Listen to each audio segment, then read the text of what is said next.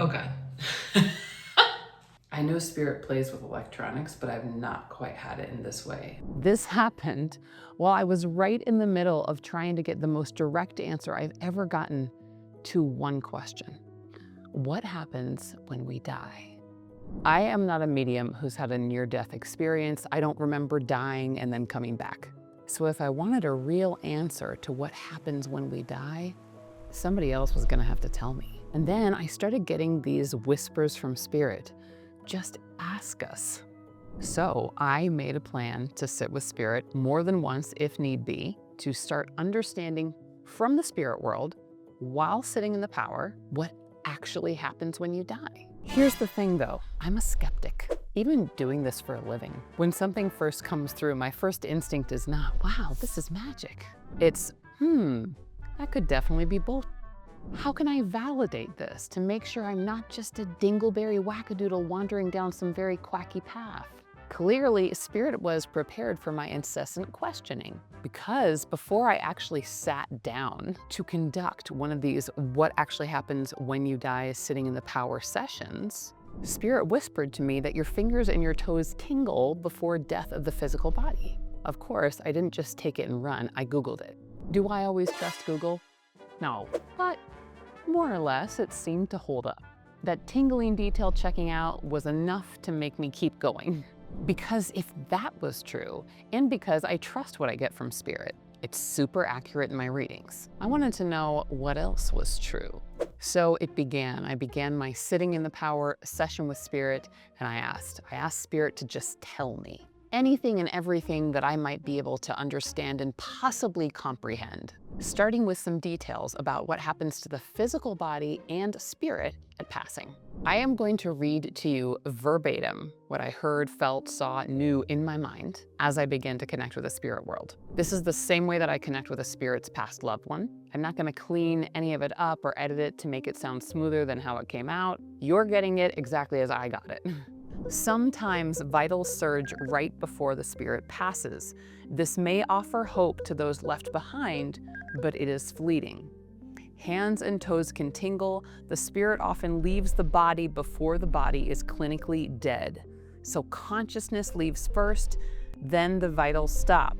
Especially true when the spirit senses a painful physical death, which is why spirits often come through to tell those they left behind that they didn't suffer. Gut and intestines are highlighted for me right after the body dies, so I interpret this as the spirit world telling me that after the death of the physical body, something happens to them first. That gut detail, also something that I checked on Google, and forensic science backs it up almost exactly. Decomposition typically starts in the gut almost before anywhere else in the body. Spirit was 3 steps ahead of me again. And so I could sense my mind wondering, okay, here's a couple details about what happens to the physical body, but where does my consciousness go? What happens to my spirit? And just like in a mediumship reading, spirit starts to answer that question or curiosity even before my mind can finish wondering about it. It's funny because I teach my students in mediumship class a mediumship tool. Instead of directly asking the spirit during a reading, how did you die? What was your name? Because for a lot of mediums that makes spirit communication even more elusive, I tell them to wonder their next question or curiosity if it's not already coming through. And that is exactly how this next flood of realizations about dying came to me. Again, I'm reading what came with no edits, word for word. You feel a rush of energy that would best be described as unconditional love, restoring your spirit after a long, hard earth journey. I get the feeling that the mind images, colors, an all-inclusive emotional experience is incomprehensible to me as a human getting this from spirit. Everything feels gone and everything feels here. Lighter, without a body, you're here, but you're a thought. Your spirit and soul is a living idea, and thought is the best way to understand it, but just as real as something you could touch. It will feel like a dream state in the beginning of your transition from physical body to spirit. You don't think in the same way. You receive and give thoughts and ideas without needing to think or effort to communicate them. I'm in a tunnel that feels like a big water slide in the way that I'm flowing through it quickly, but it's comfortable. safe, peaceful. I don't feel frenzied or rushed, just taken care of and brought, transported on my way to somewhere, but I don't know where. It's like a light tunnel, circular. And I see that it turns and twists somehow to take me on a path to where I'm meant to go upon my return. My mind zooms out to see that there seem to be infinite light tunnels like this one. I hear clairaudiently and seem to suddenly know claircognizantly that aspects of my soul are already there and in other places in dimension, as in different times, as we would call them. I'm so much more here than I was on Earth. I'm traveling alone at the start, but as I continue in this light tunnel, I start to notice that I'm joined by others who are going on what feels like a similar journey. Although, as the numbers increase, there are more and more bright lights. That's us, coming from our Earth journey, or someplace else, it seems, for others. Some go off in different directions or groups, and some seem like their path is following in the same direction that I'm going. I can feel the energy of others in transport, curious and wondering, some excited and overjoyed. It seems every once in a while, someone remembers. You don't always know what this is, but you feel peaceful, cared for, loved. There isn't fear here. I'm realizing something as I'm processing what I'm being told. As a human, I feel I would be scared, but I'm understanding as spirit communicates that there's nothing frightening or scary about it. There seem to be lots of different cohorts or groups of lights, which are spirits and souls together, existing in their own smaller communities. I'm feeling emotional now, like I'm starting to remember aspects of this, and that it feels absurdly like home in a way no other place ever has. I don't know everyone I'm passing by or experiencing, but I'm also having feelings of elated recognition. That recognition is turning into joy, and I am greeted by familiar others that have known everything about me for all of existence. There are 6 or 7 of them. I recognize 2 or 3 of them first by their latest Earth journey with me, and others from before. But all of them are much more here than they were there. Some aren't here because they are in other places understanding and learning, playing roles, or other things I'm not sure of. Those who are excited for me because of my journey and the expansion and learning that took place there and here, while this aspect of my soul was having the experience. No, we're not hugging, but we're blended in profoundly connected ways through consciousness and thought that doesn't feel natural, but has felt natural and definitely feels easy. It's wonderful. I feel so much lighter, without judgment or worries. I know now those I've left behind on their Earth journey will be okay without me. Their journey is not mine, and it never was. There's nothing about me that suggests a gender or an identity in the way it was expressed during my Earth journey. I just am. I'm also recognized by these other spirits just as I am. There is a purity about it. What I am is so much more than I was on Earth. There are no limitations here of expression and no time limitations to express them. I know it's time to leave these others I love and am deeply connected to. Some I will see again shortly, some I won't for a little, it seems. I'm not sure why. It's time to go to another part of my journey that's part of this return.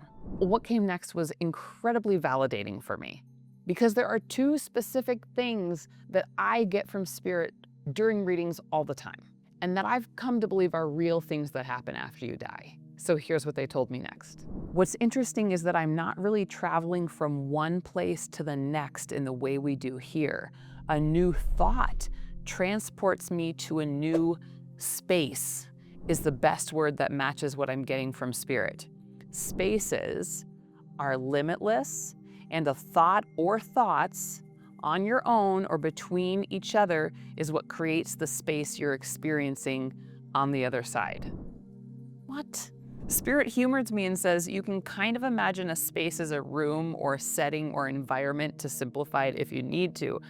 Again, I'm getting this subtle hint from the spirit world that my mind or experience can occupy unlimited spaces at the same time. Whoa, that makes my brain freak out for a moment.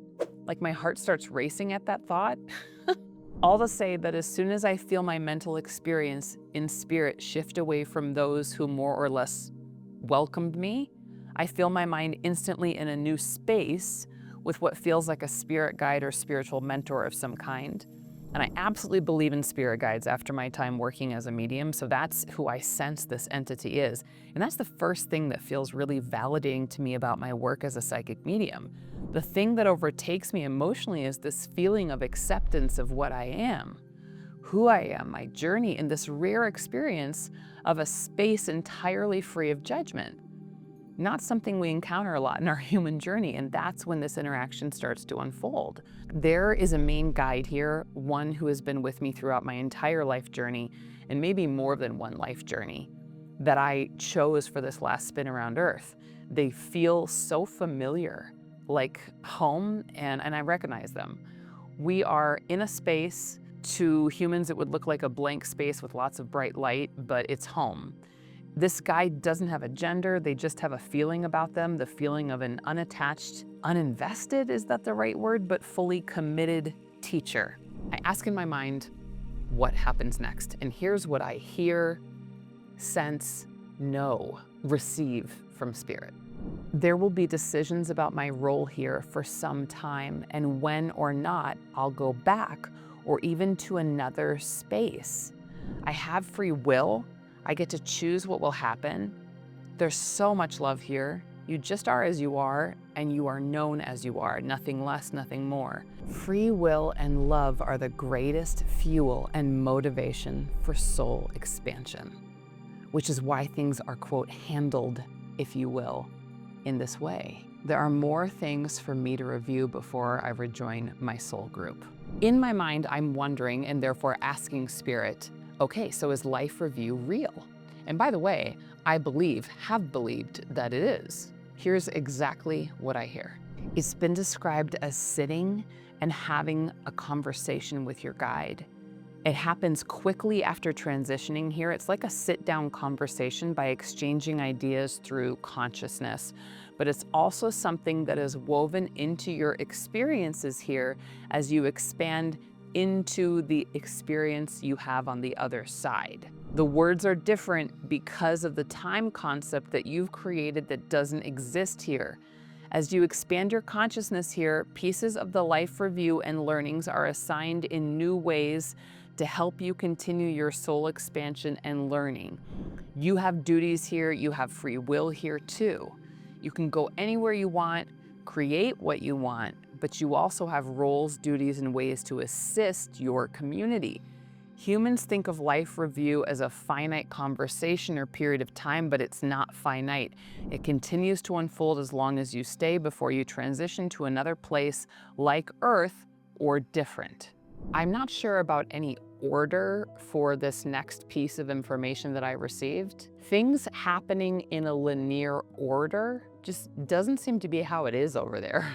But I was really wondering about what I heard in terms of the spirit being tired after an Earth journey. And of course, before I could formally ask the question in my mind, spirit answered with this. There is a resting period. The spirit needs rest after an Earth experience. It is so tiring. This depends on your journey, what you choose, where your free will led you, your experiences. Some will go back right away, others never. Others not right away, most not right away. Very few do that. There is work that many do here before they go again or before they choose another role or space. There are other spaces to go. There are other times to go, all at the same time. There are other aspects of us that go somewhere at the same time. It's difficult to understand there where you are. I ask in my mind, we can choose the time. My brain is exploding. Yes, you can choose the time, but everything is always becoming. Okay, so we've got decomposing bowels, light tunnels, spirit guides, spaces, legit life review, resting periods. Then things started to get even more interesting when spirit told me this. Everything works in circular motion. There's something circular about energy, it seems, that spirit is trying to tell me. When I Googled the circular thing, I started to get all kinds of can't understand in the realm of quantum physics, and something called the ultimate cosmic loop that really weirded me out. So I don't have an answer to this one. But here's what's wild. I haven't shared a lot about this yet. Only if you're a student have you heard me once or twice reference the specifics behind what I'm about to share. That is that my mediumship has been changing lately. And let me just say that after another sitting in the power session on this topic, I got some crazy validation and some mind-breaking information from spirit.